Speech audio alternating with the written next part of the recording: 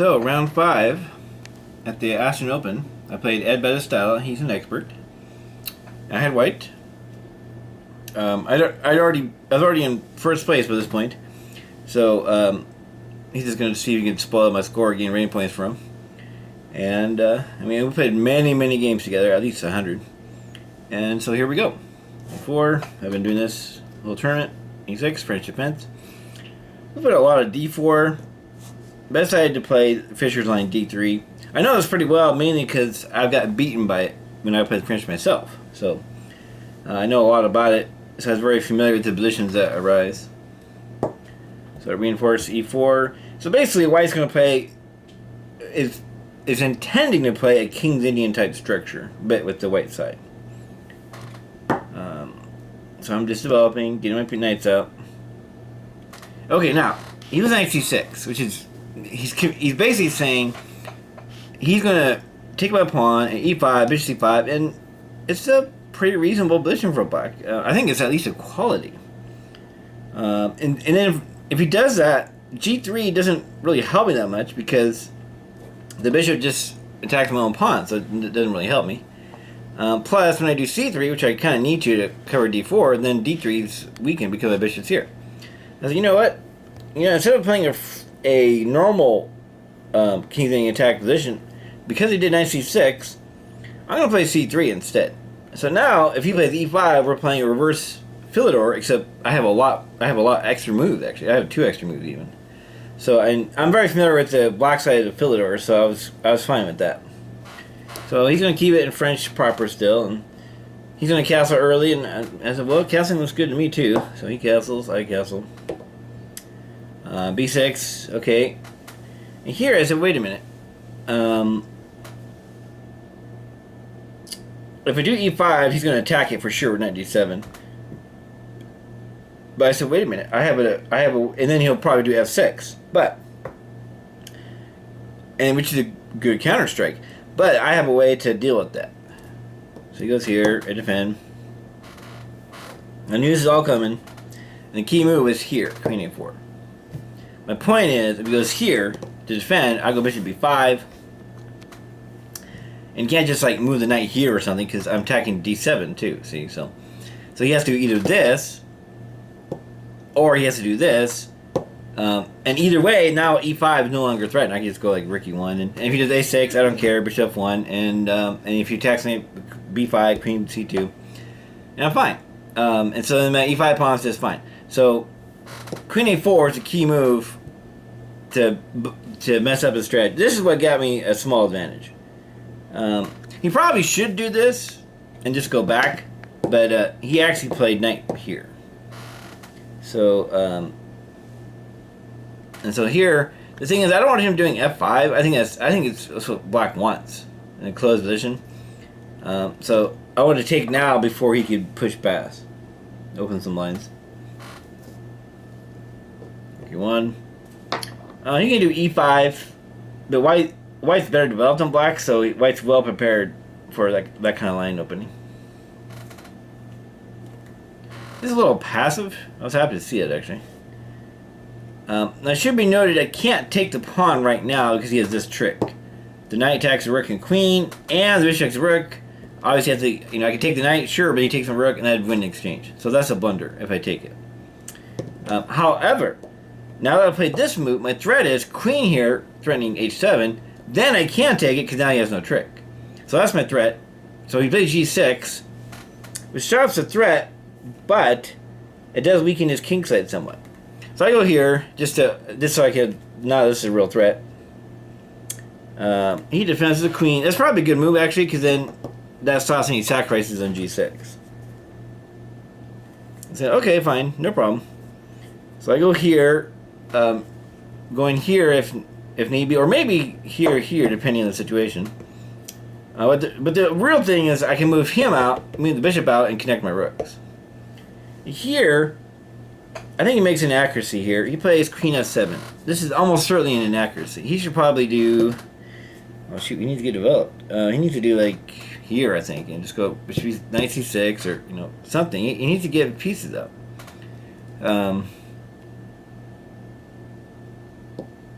Oh, it should be noted too that you can't do e5 because that would be a blunder. Knight take, bishop take, pawn take, and then he loses material. Oh wait, no, he loses material. Not yet. I do this first, attacking the rook. Then I play this. Now he doesn't. The reason I didn't lose material right away because if I do it right away, you just check and you can pick my rook. So going here first. Now I threaten the bishop. He can't move because the queen, and I'd win a piece. So he cannot do. I mean, he wants to do a e5, but he can't. It's not tactically. The position doesn't allow him to do it. So by playing here, now my bishop can come out. I think white definitely has a small plus at this point. And here, this is a positional blunder. The reason it's a positional blunder is because if he does this, I don't take. I play this first. Then I take, and I won at least a pawn. And the queen defends up 2, so no threat. So he can't do that move. He can't block. Well, the knight really squishes him. Yeah, so he defends the pawn, which that's the only thing he can do. He has to defend the pawn. And now I do this. Now I definitely I might even have a clear advantage actually at this point. Because his queen has he can't go here, can't go here because bishop. Can't go here because rook take pawn. So you have to take. But he really does not want to take for 2 reasons. One, the position, there's open lines. And 2, that bishop defends the dark squares on his king. So white, I would say at this point, white definitely has a clear advantage. This is a great move. It solidifies, it stops any sacrifices, and tries to get his pieces developed. So that was a very good. He needed to do that. That was a good move. So here I said, well, what's the best plan? He said, well, let's get more pieces into attack. So rook e3, I could double, and plus the rook can swing over on the king side. So that was a very flexible move. He develops. Okay, no problem. Let's just stop e5. Just make sure you can't do that. Do it on rook. No. Rook e1. Oh yeah, we did play this. Okay, I play here. The reason I play that is because this allows me to do this with tempo. And the other thing too is I don't want him to play h6 because then he denies the access points. So I want to keep him kind of tied up like exactly how he is. And so that's why I played rook h3. But it's here. I think that's probably a mistake. Because now, this guy is defending that forever because of the bishop. And plus, the rook can go g3 at some point, maybe. And that would be bad, too. So this is actually, it might even be the blunder, actually, h5. Because now he has long-term problems, which I'm not really seeing any good way for him to solve them. I do f4. This is mainly to squash e5 forever. And my idea is I'll do stuff like knight here, maybe knight here, maybe knight here. And I just got a great game. I definitely had a clear advantage here. Okay, it's a good move. He's striking by the center. I don't want to take, right, because it's a knight take and then attacks my bishop. I don't want that. And plus he's threatening here, and then my bishop has to back off the pressure. I don't want to do that either. And the other thing too is he's striking my pawn. So the way to defend all of that is queen here. Because now if he attacks, no problem, back up. It defends my pawn. And one of the important point about that move is when he takes my pawn, I don't take with queen. I don't, because remember, this structure for me is better than middle game, not end game. So I want to keep queen. I want to keep pieces on, queens on, and use my better pieces, my bishop pair, and try to attack with them. So I take a pawn, and the other advantage too is this denies outputs for his knight. You see, this knight can't move hardly. This knight can't move hardly. So I'm taking away all the squares for him to move to, which is very helpful. So he goes here, possibly threatening this at some point, because threaten my rook. He's also threatening here, and then I can't defend the pawn. That's actually the real threat. He goes threatening here. I don't want to take, remember, because my bishop is way better than his knight. I mean, this bishop is, positionally awesome. So I play king here, and the point is, when he goes knight g4, I go queen back. I'm still defending the pawn. And the other thing, too, this is just temporary. Yes, I'm backing up, but it's just temporary because I'll easily boot him, go here and here and boot him. So I don't care that I mean. So yes, I lost a move, but I'm going to gain a move in a moment. And plus, when I go here, I'm in indirect pressure here, which is awesome. So I was really happy. Actually, honestly, I felt like I was winning at this point because he has serious issues, and like I say, there's not any good way to deal with them. So he finally completes his development. It's like move 27, and he finally gets his completes. He connects his bricks, but it's too late now. Victory 3. H3 is coming. Doesn't